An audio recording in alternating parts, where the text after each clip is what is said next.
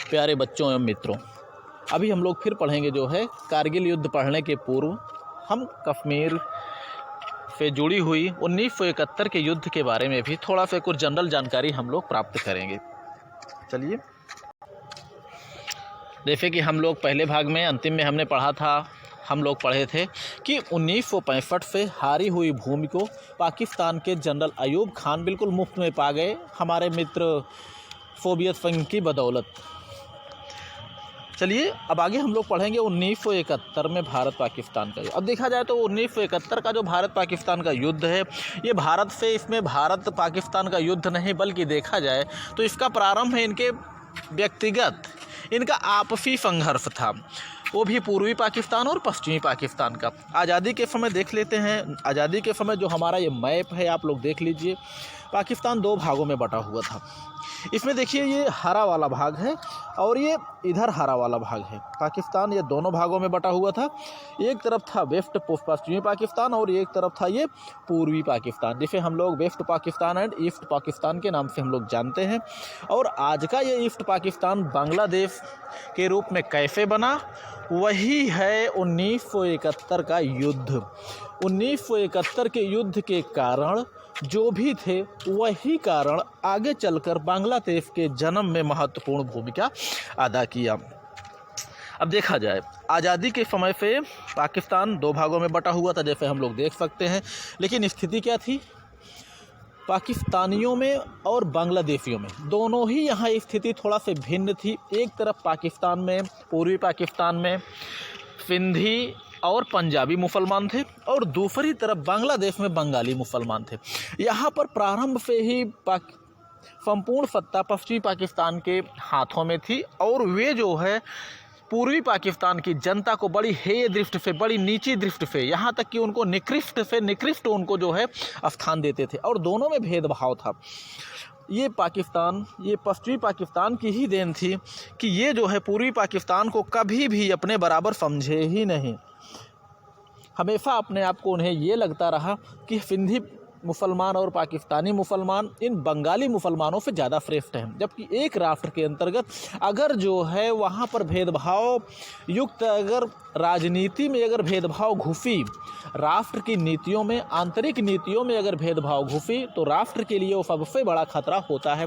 और यही खतरा पाकिस्तान में भी 1971 के दौरान पैदा हो गया। हालांकि ये व्यवस्था, भेदभाव की नीतियाँ ये पहले से ही चली आ रही थी पाकिस्तान के जन्म के साथ ही, जो कि 1971 में इसका लगभग, जैसे बोला जाता है ना, किसी चीज़ की अति हो जाती है, या कहते हैं ना पाप का घड़ा फूटने वाला है, तो अंत में हुआ भी यही। अब देखा जाए, इनमें जो प्रमुख विवाद थे, भाषा विवाद, भाई पूर्वी पाकिस्तान की भाषा थी बंगाली, भाई बंगाली थे, वहाँ पे बंगाली भाषा थी। अब पश्चिमी पाकिस्तान में उर्दू भाषा थी, तो उन्होंने क्या किया, जबरन उर्दू भाषा जो है इन बंगालियों पर थोप दिया, जबकि ये भी उनकी विवाद का एक, ये भी उनके असंतोष का एक कारण था। पूर्वी पाकिस्तान की जनता नाराज़ थी। दूसरी बात, जो भी सुविधाएँ बाहर से मिलती थी राष्ट्र के विकास के लिए, जो बाहर से, बाहरी राष्ट्रों से जो सुविधाएँ मिलती थी, उसमें अधिकांश भाग जो है पूर्वी पश्चिमी पाकिस्तान स्वयं ही गटक जाता था और पूर्वी पाकिस्तान के हिस्से में नाम मात्र का धन व्यय करता था। यहाँ तक कि पूर्वी पाकिस्तान के नागरिकों को सरकारी सेवाओं में भी अयोग्य माना जाता था। और पूर्वी पाकिस्तान की जो उपज होती थी, उसका भी अधिकांश हिस्सा ये पश्चिमी पाकिस्तान के हुक्मरान गपक जाया करते थे या गटक जाया करते थे। इतना ही नहीं, हर क्षेत्र में, हर प्रकार से पूर्वी पाकिस्तान का बिल्कुल शोषण करके इन्होंने जो है उसको, उन सबको असंतुष्ट भी कर दिया और बेचारों को कमज़ोर भी कर दिया। और इतना ही नहीं, हे दृष्टि से भी देखते रहे इन सबको, हर समय अपमानजनक सूचक, अपमानित वर्ड इनके लिए इस्तेमाल करते रहे। और 1970 के आम चुनाव में जब पूर्वी पाकिस्तान के पूर्वी पाकिस्तान के शेख मुजीबुर रहमान को बहुमत में इतना अधिक बहुमत प्राप्त हो गया कि ये जो है बाकी पश्चिमी पाकिस्तान में 2-3 भागों में बट गया, तो सीटें जो है ये बहुमत में आ गए शेख मुजीबुर रहमान। अब इनको ये था कि इनको प्रधानमंत्री का पद दिया जाए, लेकिन वही है पश्चिमी पाकिस्तान के हुक्मरानों ने जैसे इनको सत्ता के अयोग्य समझते थे, इन्होंने इनको सौंपा ही नहीं। जब वहाँ की जनता ने विद्रोह किया, जब इन्होंने विद्रोह किया, पूरी पाकिस्तान की जनता ने विद्रोह किया कि सत्ता हमको मिलना चाहिए, एक प्रजातांत्रिक राष्ट्र का नियम है कि जो सत्ता में बहुमत प्राप्त दल का नेता हो वही जो है सत्ता पे अधिकार रखे। लेकिन पश्चिमी पाकिस्तानियों ने उनको सौंपा ही नहीं, बल्कि उनको जो है गिरफ्तार करके उनको बंदी बना लिया, उन्हें गिरफ्तार भी कर लिया और बंदी बना लिया। इससे वहाँ की जनता जो है उग्र हो गई, क्योंकि यहाँ पर जो सत्ता थी पश्चिमी पाकिस्तान में जनरल यहिया खान जो कि राष्ट्रपति थे, उनके साथ में उनके सहयोगी शेख जुल्फ़िकार अली भुट्टो, ये सब वही चुनाव के क्या बोलते हैं पार्टी अध्यक्ष वगैरह थे। इन सब में सीटें बट गई और यही वजह थी कि शेख मुजीबुर रहमान को भारी से भारी मतों में इनको बहुमत प्राप्त हुआ। अब सत्ता इनको मिलना चाहिए, लेकिन बदले में इन पाकिस्तानियों ने किया क्या, अपनों के साथ ही जो है भेदभाव, अपने के साथ अपनी जातियों के साथ, अपने धर्म के साथ, अपने नागरिकों के साथ इन्होंने भेदभाव करते हुए उन्हें बंदी बना लिया। इतना ही नहीं, जब जहाँ की जनता ने जब विद्रोह कर दिया तो सीधी सी बात हुई अंत में। देखिए, वहाँ की जनता ने विद्रोह किया तो पाकिस्तान के तत्कालीन राष्ट्रपति जनरल यहिया खान ने तुरंत जो है फौज को रवाना करके वहाँ पर सीधे आदेश दिया कि लगभग जो है, देखिए आप लोग स्पष्ट देख रहे हैं, सीधे आदेश मिला था कि 30 लाख मार दो, बाकी बचे सब अपने आप सीधे हो जाएंगे। सीधे उन्होंने कहा इन सबको सीधा कर दो, यानी 30 लाख हत्याएं इनको कर दिया जाए। 30 लाख लोगों तक को भी अगर मार दिया जाए बंगालियों को, तब भी जो है ये कम ही था। ऐसा इनका ऐसा विचार था, ऐसा इन्होंने आदेश दिया था पश्चिमी पाकिस्तान के हुक्मरानों ने। और जनरल टिक्का खान के नेतृत्व में, जनरल टिक्का खान और जनरल नियाजी के नेतृत्व में एक बड़ी सशस्त्र सेना उन्होंने रवाना कर दी मार काट करने के लिए। और इन्होंने किया क्या, अपने ही देश के अपने ही नागरिकों के ऊपर इतना बड़ा अत्याचार, इतना हत्या, बलात्कार, लूट, दंगे, फसाद, नरसंहार इन्होंने क्या नहीं किया। आप लोग चित्र में देख सकते हैं, ये एक नाबालिग बच्ची है जो कि बलात्कार का शिकार है, जो कि मदर टेरेसा हाउस में शरण के लिए गई है। इतना ही नहीं, आप देख सकते हैं इस चित्र में कितनी बुरी तरह से इन्होंने माता पिता के सामने उनकी बच्चियों के साथ बलात्कार किया। माता पिता के हाथ में बच्चों को काट काट के उनके सामने इधर से उधर, एक को माता को दे देते थे, एक को पिता को देते थे। कहने का मतलब जितना अत्याचार ये कर पाए ये किए। आप बताइए, क्या ऐसा हो सकता है कि अपने ही देश की, अपने ही बिरादरी की जनता के साथ इतना बुरा अत्याचार, वो भी जो है केवल अपनी तानाशाही को बचाए रखने के लिए? चलिए ठीक है, इन्होंने किया। अब ये आतंकित बांग्लादेश, ये पूर्वी पाकिस्तान की आतंकित जनता भाग कर जाए कहाँ? एक तरफ भारत का बॉर्डर है और दूसरी तरफ जो है मौत का तांडव। अब ये किए क्या, ये सीधे भारत में भागने लगे, भारत की ओर भागने लगे। भारत में एक शरणार्थी के रूप में भारत में आकर शरण लेने लगे। इनकी संख्या इतना ज़्यादा हो गई कि जिसका दबाव भारत के लिए भारी पड़ने लगा। आप देख सकते हैं चित्र में, ऐसे मार मार के जो है ये लोग भगाते रहे। अब भारतीयों के अंदर ये मानवतावादी हमारा देश है, इन्होंने शरणार्थियों की समस्या को देखा कि शरणार्थी लगातार आते जा रहे हैं। अब ऐसी स्थिति में उस समय हमारी प्रधानमंत्री श्रीमती इंदिरा गांधी जी थी और उन्होंने तुरंत जो है सोचा कि शरणार्थियों को रोका कैसे जा सकता है। शरणार्थियों को रोका तो नहीं जा सकता यहाँ से, भाई यहाँ आ रहे हैं या तो इनको गोली मार दो। और ये जो है मानवता के खिलाफ था, खास करके भारतीयों के लिए। तो इन्होंने किया कि ऐसा करते हैं, हम इसके जो है जड़ को ही समाप्त कर देते हैं, शरणार्थी जो यहाँ पर आ रहे हैं। तो तुरंत उन्होंने भारत के स्वयं मानेकशॉ, जो कि भारत के तत्कालीन जनरल थे, इन्हें फील्ड मार्शल की उपाधि से भी नवाजा गया है, तो इनसे तुरंत इन्होंने सलाह लिया और सैनिक कार्रवाई प्रारंभ कर दी। हालांकि कुछ समय तक इन्होंने सैनिक कार्रवाई अपने अनुकूल ना जानकर इन्होंने बांग्लादेश में ही स्थित, जिसे कहते हैं मुक्ति वाहिनी, गुरिल्ला सैनिकों को ट्रेनिंग दिया और उनको कार्रवाई करने के लिए प्रेरित किया। आप देख सकते हैं, ये वही है गुरिल्ला सैनिक बांग्लादेशी, जिसे कहते हैं मुक्ति वाहिनी। तो जब मौसम अनुकूल हुआ तो बांग्लादेश सीधी कार्रवाई करके भारतीयों ने पूर्वी पाकिस्तान को मुक्त कराया। और जो है आप देख सकते हैं कि 93,000 पाकिस्तानी जवानों ने भारत के सामने घुटने टेकने पर मजबूर हो गए। अब यहाँ हम ये नहीं बताना चाहेंगे कि युद्ध में क्या हुआ, कैसे हुआ, कुछ नहीं। हम ये दिखाना चाहते हैं कि ये पाकिस्तानी, बताइए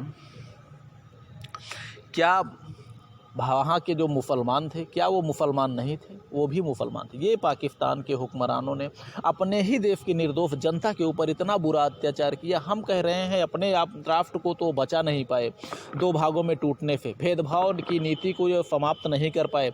हम अभी इनको कम होते जा रहा है, कम हुआ जा रहा है, अभी ये कश्मीर इनको चाहिए। हम कह रहे हैं क्या कश्मीर को संभाल पाएंगे? कैसे संभालेंगे कश्मीर को? और कश्मीरियों को भी शायद इस बात के लिए सबक मिलना चाहिए। कश्मीरियों ने भी जब अगर इन चीज़ों को, इन सभी घटनाओं को अगर उसने देख लिया है तो इससे वे अंदाज़ा लगा सकते हैं कि कश्मीरियों के साथ ये कैसा व्यवहार करेंगे। इतना ही नहीं, जो कश्मीर का हिस्सा पाकिस्तान के पक्ष में है, वहाँ की जनता उनसे कितना त्रस्त है, कितना संतुष्ट है, केवल वही जनता बता सकती है। सूत्र बताते हैं कि वहाँ की जनता पर पाकिस्तान बहुत ही अत्याचार करता है। वहाँ की जनता खुद चाहती है कि पाकिस्तान पूरे कश्मीर पर भारत का अधिकार रहे। इतना ही नहीं, जब हम इस बात के लिए अंदाज़ा लगा सकते हैं कि जब यहाँ पे जूनागढ़ का नवाब होकर जब पाकिस्तान जाने के बाद पछताया था, तो सामान्य जनता की क्या बात हो सकती है, सामान्य जनता किस बारे में सोचेगी। अब देखिए, यहाँ 93,000 पाकिस्तानी जवानों ने भारत के सामने घुटने टेक दिए और जनरल नियाजी, आप लोग चित्र में देख सकते हैं, ये हैं जनरल नियाजी और ये हैं हमारे लेफ्टिनेंट जनरल JF अरोड़ा या जसजीत सिंह अरोड़ा। इनके सामने इन्होंने 93,000 कैदियों के साथ आत्मसमर्पण कर दिया। ये हमारे विजय के कुछ चिन्ह हैं, आप लोग देख सकते हैं। अब देखिए इधर, ये है, फिलहाल कारण कुछ भी हो, हम उधर नहीं जाएंगे, हम सिर्फ आपको इतना बताना चाहते हैं। और जब 1971 के युद्ध में भारतीयों ने इनके 93,000 कैदियों को 93,000 सैनिकों को गिरफ्तार कर लिया, अब उसके सामने ये जो है धारणा, अब उसके सामने ये फिर से एक बार जो है अपने कैदियों को छुड़ाने की बातें सामने आ गई। अब देखा जाए तो एक मौका भारत के लिए ये फिर था। ताशकंद में एक मौका हमारे शास्त्री जी ने खो दिया, हालांकि वहाँ पर उनका प्राणांत हो गया, लेकिन दूसरा मौका हमारे पास आ गया एक प्रकार से कश्मीर को प्राप्त करने का। लेकिन स्थिति कुछ ज़्यादा ही ख़राब थी पाकिस्तान की। उस समय राजनीति का स्थिरता का दौर था पाकिस्तान में, और हमारे वहाँ के तत्कालीन राष्ट्रपति जुल्फ़िकार अली भुट्टो जी यहाँ पर आए, वो भी अपनी पुत्री के साथ, जिसे आप लोगों ने इतिहास, वो पाकिस्तान की प्रधानमंत्री बनी थी बेनज़ीर भुट्टो, आप लोगों ने नाम सुना होगा। यहाँ पर शिमला समझौते के तहत पाकिस्तान को 93,000 कैदी छुड़वा लिए, और हाँ, स्थिति बरकरार वैसे की वैसी ही रही कि हमारा कश्मीर आज भी, पहले भी, उसमें भी हम लोग अपने कश्मीर को नहीं छुड़वा पाए। एक प्रकार से इंसानियत ही मानी जाएगी।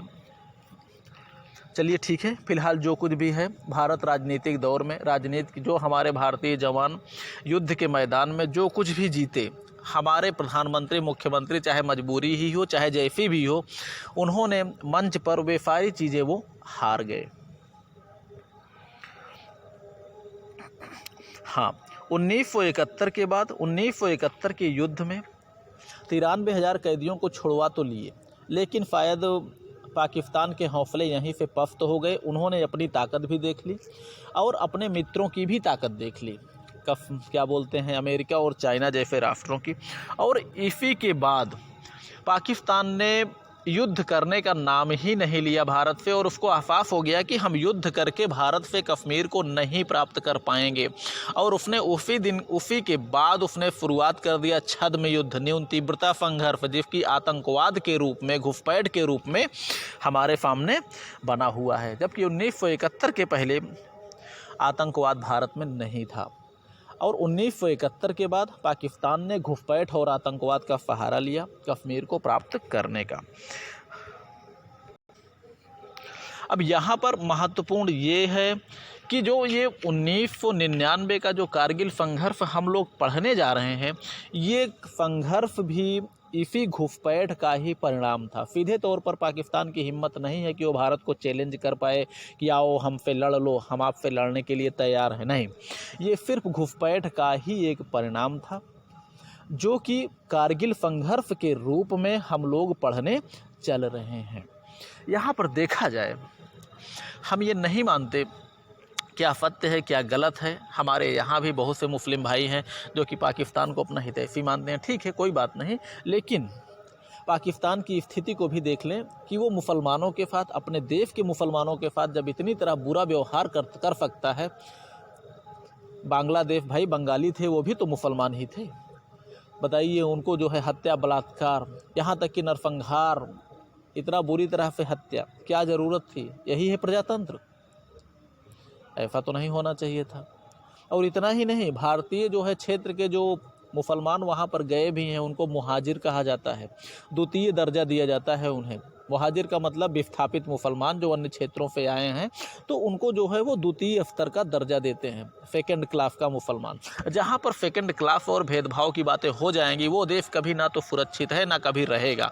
वहाँ पर आंतरिक खतरे खुद ही मंडराते नजर आएंगे। इतना ही नहीं, आज का पाकिस्तान अपने ही द्वारा प्रायोजित आतंकवादियों से स्वयं भी त्रस्त है। आतंकवादियों की ही शिकार वहाँ की, क्या बोलते हैं, प्रधानमंत्री बेनजीर भुट्टो भी हुई थी बम विस्फोट का शिकार। और आज भी कश्मीर, पाकिस्तान की जो है सत्ता लगभग मुल्लों और मौलवियों और आतंकवादियों के हाथों में ही है। इसीलिए लगभग संपूर्ण विश्व एक आतंकवादी राष्ट्र के रूप में पाकिस्तान को जानता है। अब ठीक है बच्चों, चलिए फिलहाल ये हम 1999 का, अब हम लोग संघर्ष पढ़ेंगे कारगिल का, जो कि घुसपैठ का ही एक परिणाम था, जो कि 1971 के बाद आतंकवादी गतिविधियों के साथ प्रारंभ हुई।